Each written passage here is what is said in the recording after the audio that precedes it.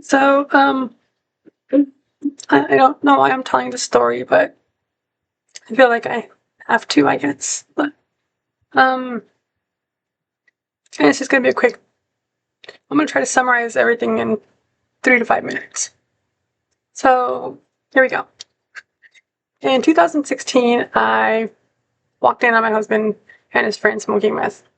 And instead of getting angry and taking the pipe and smashing it, I grabbed the pipe and I smoked it with him. And that began a journey that lasted many, many years to recovery. And hold on. And during that time, um, ended up homeless, ended up getting arrested. Um, I ended up in a different state that I'd never been to nor planned on going to until at this point. Um,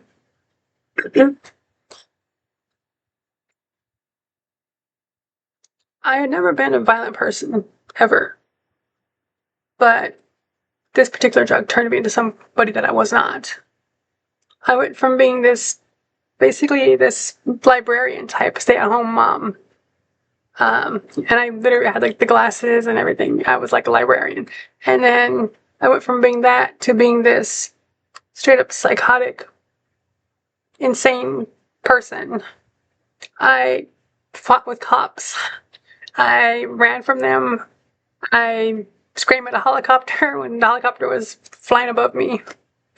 And one night I even tried to hang myself on Facebook Live. And I'm not proud of that. In fact, I'm very ashamed of that.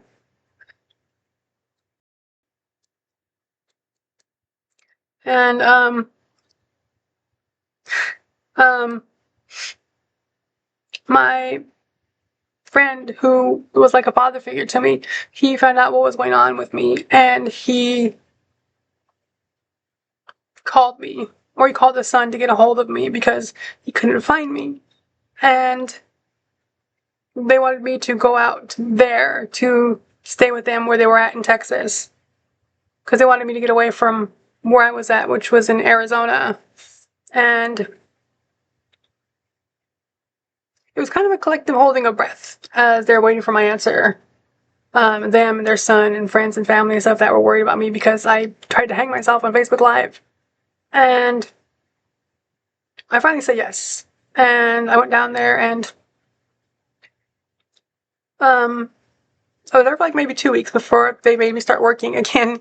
So they hooked me up with a job at the convenience store / gas station that was at the next town over in Richland. And that's where my hell just completely the hell I'd gone through already didn't compare to the hell I was about to face in Richland. And everything was going okay. I was cleaning up. I was doing okay. I was doing everything I needed to do to not be part of that lifestyle, part of that mess. And I met this guy. I'm not going to mention his name because on the off chance he'll see this. And again, things didn't end well between him and I. And we began a relationship.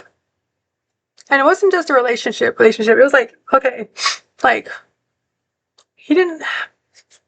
his girlfriend, fiance, whatever, had left him just maybe a couple months before I arrived. So he was heartbroken and lonely and whatever and blah, blah, blah. So when I came along, he seen me, I guess, and we started talking. And we began a relationship. He told me 3 days after we started talking, "You're going to fall so hard for me." And I remember I looked at him because, no. Now you gotta understand that back then I don't look like I do now. Back then I looked like a cheerleader type girl. I was tiny, I was petite, I wore skinny clothes, I was tiny. And he was not so good looking. He was a dirty person that was just dirty. Like, you ever see like the town bum, like mad. And he came over and fixed my washing machine, and that's how everything kind of began. And at that moment, when he got done fixing my washing machine, we sat down and talked, and he told me, "You're gonna fall so hard for me." And I said, "No, okay, I'm good, thank you. I'm still married, technically." But I didn't know I was still married. I was just saying that to get him the fuck out of my house, because I was getting creeped out by him. But, and this is what blows me fucking away, is the fact that when he told me, "You're gonna fall hard for me," 3 fucking days later, okay, I am literally sitting in front of him, crying, telling this man how much I love him. Now, how the fuck did that happen? You know? I mean, he wasn't wrong. I fell hard for him. And we began seeing each other. He cleaned up very nice. Very, very nice, actually. And now he's clean. He's got a little bit of money because I'm giving him all this money and shit. And he has a car, which is my car. And he's starting to get a little more respect in the community, I guess, if that makes sense. Because he looks clean. He looks acceptable. He looks presentable. And okay. Suddenly his ex comes back and wants him back. Now he's in a dilemma. He doesn't know what the hell to do. Do I stay with her or do I go back to my ex? And it fucking crushed me. Because he chose to go back to her, and that's fine, they have history. But, and I'm actually making this a lot less dramatic than what it really was. It became like a really, really like, like bad situation.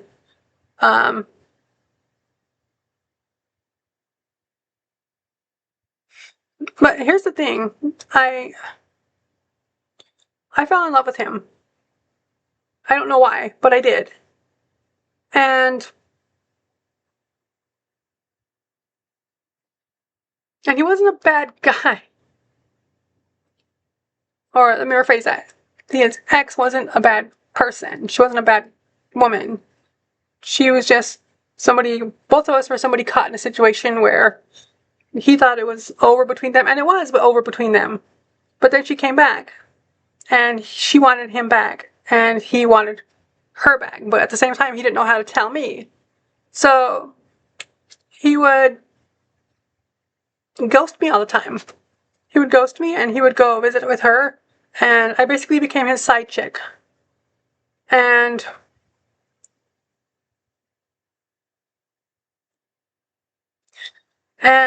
one day, I came home from work, and all his stuff was gone, and just my dog was sitting right there in the corner in her bed. And it fucking crushed me. Like, really, really fucking crushed me. And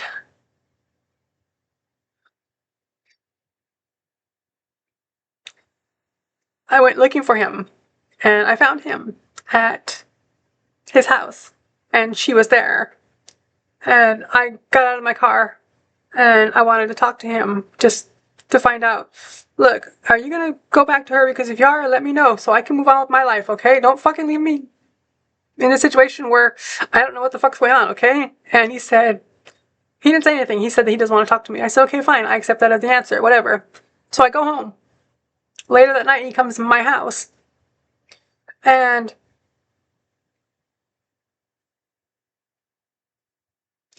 he starts telling me that he's sorry he had to tell me no at that point in time because he didn't want to upset her. So we spent the night together like a fucking idiot. I fucking slept with him that night. And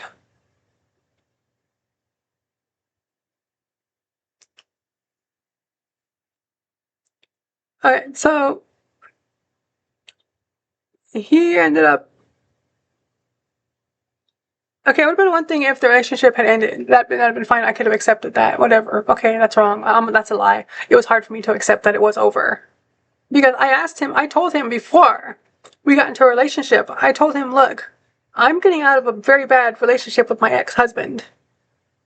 And I need to know right now if what we're feeling is real, because if it's not, then let me know so I can fucking bail now, because Don't make me fall in love with you and then fucking crush me, because I can't handle another, heartbreak like with my ex-husband. And at that moment, he told me, he got up, he hugged me. He says, "No, whatever we're feeling right now is real. I fucking love you, and I want to be with you."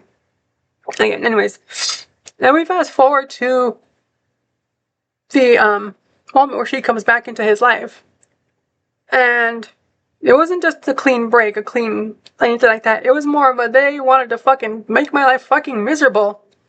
To prove what point, I don't fucking know, but they did. And he had broken my car. I'm sorry, he lost the key to my car. And I had one of those cars that had the key fob. And back then, key fobs are so damn expensive to fix. And I asked him to rig the car so I can drive the car, at least. And she wouldn't let him. She wouldn't fucking let him. She just basically didn't fucking care if I just fucking lost everything, because I lost my job. I lost my car. I had nothing going on. I had zero income at this point, and I was telling him, "Look, I just need my fucking car so I can go back home. Can you please just fix my car?" And she wouldn't let him fix the car. She wouldn't let him fix it. She basically wanted me to just fucking die in a fucking state of nerve. I don't know where the fuck I'm at. I mean, I know where I'm at, but I don't know how I'm gonna get home at this point. So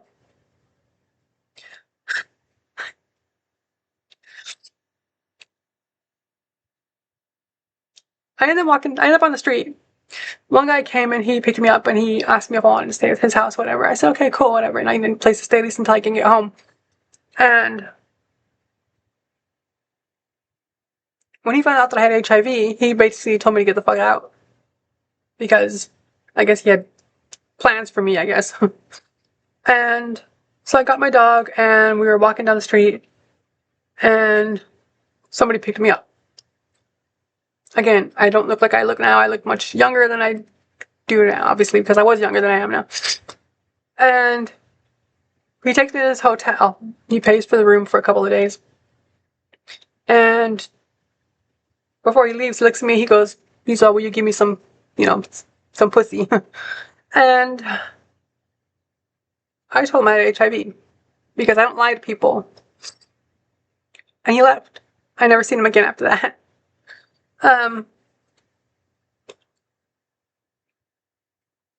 So I called my ex-husband and I told him, "Look, this is the situation. I really need your help right now, because I'm in the middle of nowhere and I have nowhere to go and I have no money and I don't know what to fucking do. So can you please help me?"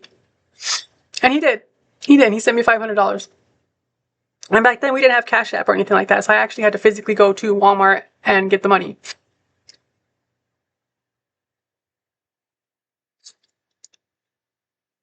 And I'm staying in this hotel. I'm there for like a week because he gave me enough to pay for at least a week at the hotel.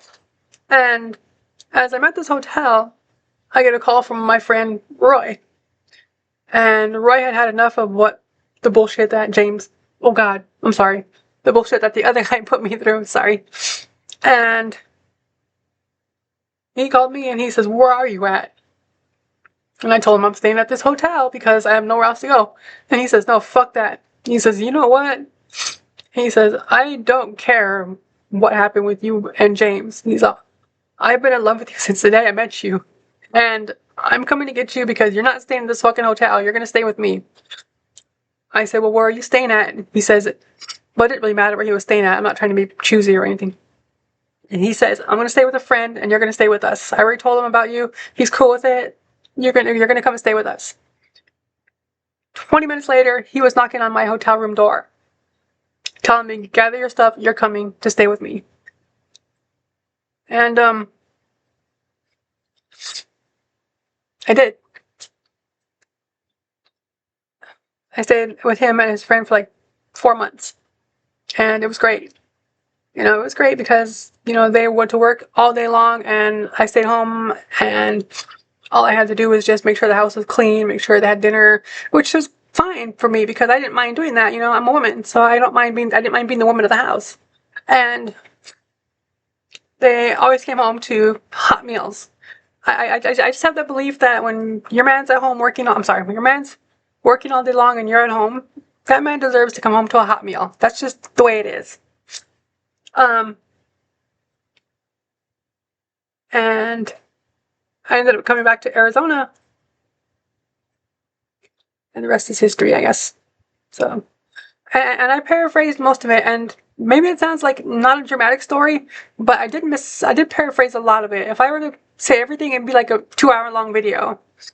And I don't know why I actually told this story, to be honest with you. I don't know why. I just did. Anyways,